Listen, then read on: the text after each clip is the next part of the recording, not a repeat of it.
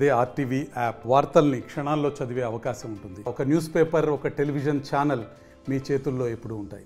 మిత్రులందరికీ నమస్కారాలు. ఇవాళ రాష్ట్రంలో రైతులు పంటలు పండిస్తూ ఉన్నారు. పాపం చాలా కష్టపడి పండించిన తర్వాత కూడా బాధపడడం అంటే అది మన ఆంధ్ర రాష్ట్రంలోనే చూస్తూ ఉన్నాం.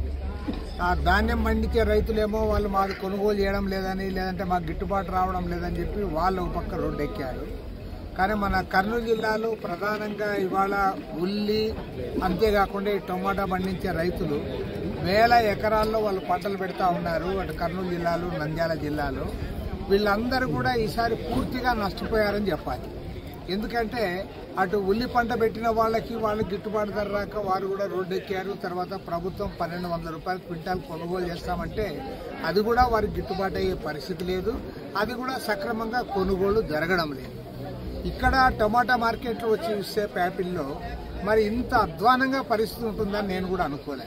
ఎందుకంటే నేను ఇక్కడికి వచ్చే ముందుగా పొద్దున్నే నేను తాడిపత్రిలో విచారించాను అక్కడ టమాటా ఎట్లా అమ్ముతున్నారని. వాళ్ళు 4 కేజీలు 50 రూపాయలకి అమ్ముతున్నాం సార్ అన్నారు. అక్కడ 4 కేజీలు 50 రూపాయలు, ఇక్కడ 25 కేజీలు 100 రూపాయలు. మరి ఇక్కడికి అక్కడికి ఎంత పెద్ద తేడా కూడా లేదు. అంటే ఏమంటే బహిరంగ మార్కెట్లో ఇంత రేటు ఉన్నా సరే రైతుకు వచ్చేలోగా సగానికి సగం కూడా రైతుకు చేతికి వచ్చే పరిస్థితి కనపడడం లేదు. ఇక్కడ 25 కేజీల గంప 100 రూపాయలు 120 రూపాయలకి అమ్ముకోవాల్సిన ఒక దుస్థితి ఏర్పడింది. మరి ప్రభుత్వం మాటలు చెప్తా ఉంది కానీ వాళ్ళని ఆదుకునే విషయంలో మాత్రం ఎక్కడ కూడా కనపడడం లేదు. ఇక్కడ కూడా రైతులను అడిగితే ఎవరైనా గవర్నమెంట్ అధికారులు వచ్చారంటే ఆఫీసర్స్ ఎవరు రావడం లేదు, మమ్మల్ని పలకరించిన పాపాన పోలేదని చెప్తా ఉన్నారు.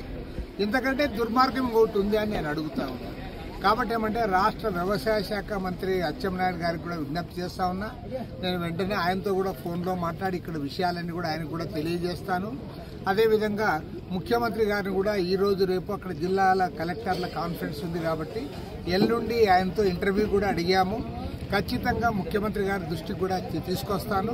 ఇవాళ ఈ రైతులు ఏదైతే నష్టపోతా ఉన్నారో ఆ నష్టాన్ని భరించాల్సిన బాధ్యత ప్రభుత్వం పైన ఉంది. ప్రభుత్వం ముందుకు రాకపోతే మాత్రం రైతులందరూ కూడా దివాళా తీసే పరిస్థితి ఇక్కడ కనపడతా ఉంది. ఎందుకంటే వాళ్ళు ఆరుగాలం కష్టించి పనిచేసి, ముఖ్యంగా మన మెట్ట ప్రాంతాల్లో కర్నూలు జిల్లాలో ఒకే పంట వస్తుంది, రెండో పంట ఏమి ఉండదు వాళ్ళకి. ఏదో బాగా నీళ్లు ఉన్న దగ్గర అయితే వాళ్ళకి రెండో పంట వస్తుంది. ఇది కాకపోతే దాంట్లో రబీలోనన్నా కొంత వాళ్ళకి దొరుకుతుంది అనుకోవచ్చు. ఇక్కడ మన దగ్గర ఏముంది, ఒక పంట, ఆ పంట పండితే పండాలి, లేకపోతే ఎండాలి. మరి ఇలాంటి పరిస్థితుల్లో అటు ఉల్లిగడ్డ రైతు నష్టపోయి, ఇక్కడ టొమాటా రైతు నష్టపోయి ఇంత జరుగుతూ ఉంటే ప్రభుత్వం కూడా చోద్యం చూస్తూ ఉంది. అసలు కనీసం ప్రభుత్వ అధికారులు కూడా ఇక్కడికి రాలే. తర్వాత ఇక్కడ సక్రమంగా మెయింటెనెన్స్ కూడా లేదు, వాసన పట్టింది ఇదంతా.